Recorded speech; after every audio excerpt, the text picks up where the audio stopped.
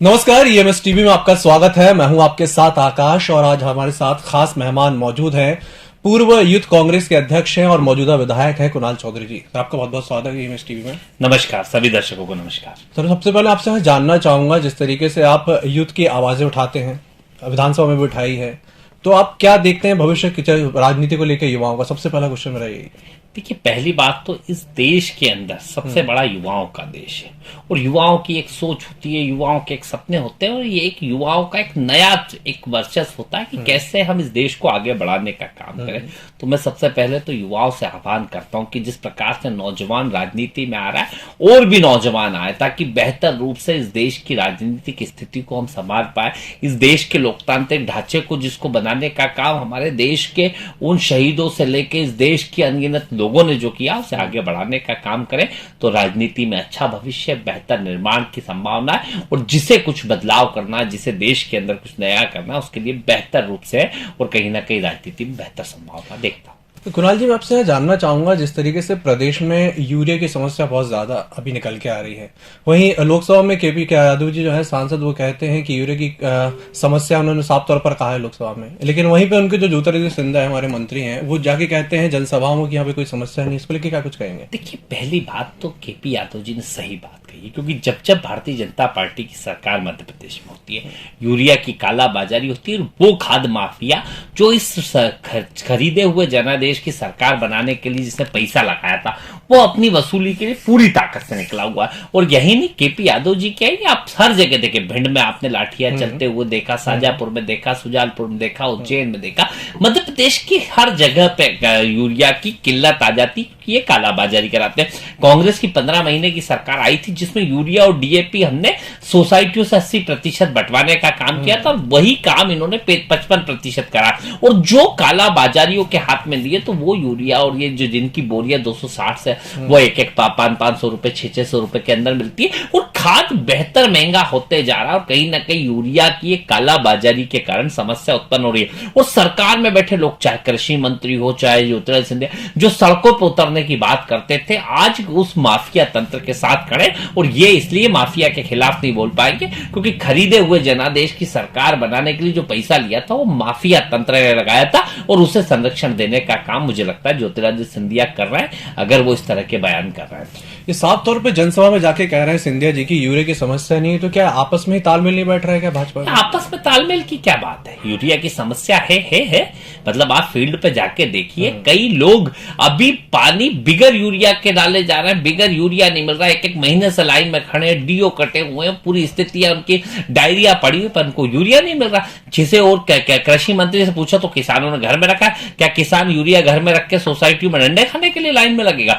मंत्री से पूछो तो यहाँ पे जो मंत्री कह रहा है कि यूरिया की कोई कमी नहीं है, मुख्यमंत्री कह रहा है कोई कमी नहीं है, तो क्यों फिर से किसान सड़कों पे लाइन में लगा? वो किसान को क्या इसका कोई दिक्कत है क्या? और कोई इसकी अचार और सब्जी? पहली बात, समस्या को समस्या समझना करे और उसके बाद समाधान की कोशिश करने की बजाय जले पे नमक छिड़क देगा।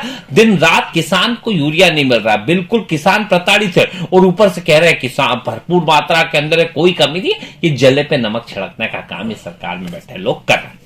कुणाल जी, दूसरी चीज यहाँ पे मैं जानना चाहूंगा कि जिस तरीके से हम देख रहे हैं किसान आंदोलन समाप्त हो गया है, तो क्या किसानों की सारी समस्याओं का हल हो गया है?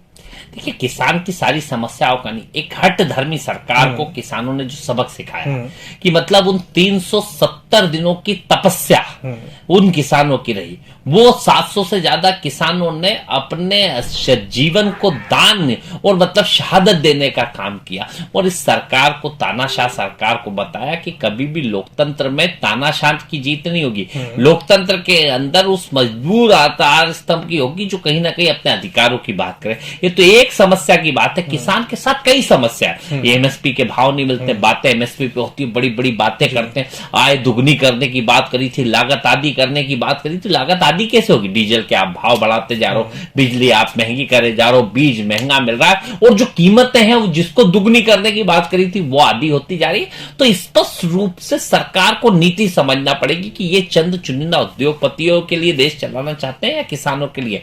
बीजेपी की सरकार चंद उद्योगपति की गोद में बैठ के ये देश की सरकार चला रही है। दूसरी चीज यहाँ पे जानना चाहूंगा कुणाल जी, जिस तरीके से भाजपा लगातार अब जैसे स्टेशन का नाम चेंज हो गया और दूसरी चीजों के नाम चेंज कर रही है, तो नाम चेंज करने की राजनीति किस तरह से आप देखते देखिए हैं? इनके पास मूल मुद्दों पर राजनीति कर, क्योंकि मैंने क्या कहता है कि हिंदुस्तान सबसे बड़ा युवाओं का प्रदेश है, ये खूबी भी है, पर चुनौती भी यह है कि उन 50,000 रोज युवाओं को रोजगार चाहिए, आप दे नहीं पा रहे, और उन चुनौतियों को पार पाने के लिए आप कैसे माहौल को, कभी हिंदू मुस्लिम की बात, कभी कब्रिस्तान शमशान की बात, कभी पाकिस्तान की बात, कभी इधर उधर की बात, और अब नाम चेंज करने की बात। अरे क्या चाहते हो, इन चीजों से होता क्या है? आपको किसी के नाम बदलने से अगर रोजगार मिल रहा है तो 10 बार नाम बदल दो।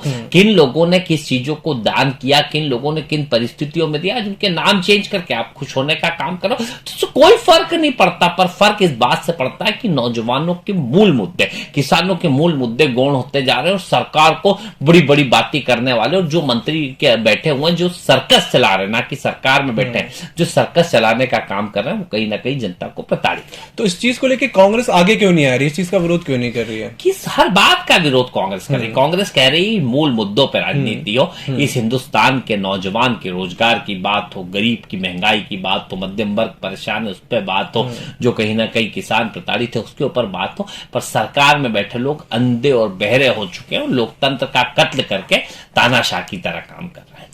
आगामी अब जैसे पंचायत चुनाव है, तो पंचायत चुनाव के लेके कांग्रेस की क्या कुछ रणनीति है? कि पंचायत चुनाव ग्रामीण स्तर पे होता है, ये कोई सिंबल पे नहीं होता, पर का जो एक मानसिकता रहती है, कांग्रेस की मानसिकता के लोग पूरी ताकत से पंचायत चुनाव के लिए तैयार है, और स्पष्ट से इस देश की पंचायत की अवधारणा जो महात्मा गांधी की अवधारणा थी, जहां पे राजीव गांधी जी ने जिसको अमलीजामा पहनाया था, तो उसके मूल सिद्धांतों पर काम करेंगे, और कहीं ना कहीं ग्रामीण व्यवस्था को कैसे सुधारे, इसलिए कांग्रेस पूरी ताकत से लगे। कुणाल जी, एक तरीके से और देखा जा रहा है जैसे भाजपा की जो सरकार है प्रदेश की, अब आदिवासी वोट बैंक की तरफ जा रही है, आदिवासियों के लिए योजनाओं की घोषणा कर रही है, बहुत सारी घोषणा कर रही है, उसको लेके क्या कुछ कांग्रेस सरकार को मालूम है कि आदिवासी वोट बैंक ऐसे छिटक रहा है, और जैसे छिटकता तो चुनाव आते तो ये सब्जबाग दिखाने लगते हैं। मूल मुद्दा अगर आदिवासियों का उत्थान करना है तो 15 साल से कहाँ गए थे? आदिवासियों के नाम पे वोट मांगना है तो क्या करा 15 साल में? आप तालिबानी तरीके से वो नीमच के अंदर घटना होती है, हत्या कर दी जाती है बीजेपी के सरपंच के द्वारा, तब मुख्यमंत्री कहाँ चले जाते हैं? वो बिस्टान की घटना पे मुख्यमंत्री के मुंह में क्यों दही जम जाता है? वो नेमावर जहां 10-10 फीट गड्ढों में गाड़ दिया जाता है, वहां मुख्यमंत्री क्यों नहीं पहुंच पाते? आप आदिवासियों पर अत्याचार बढ़ रहे हैं, अनाचार हो रहे हैं, उनके बेसिक अधिकार खत्म करे जा रहे हैं, उनके आरक्षण को समाप्त करने की बात करी जा रही है, और इधर उधर की बात करें। मुझे लगता है कि पहले समझ ले करना क्या चाहते हैं, उसके बाद ये बात करें।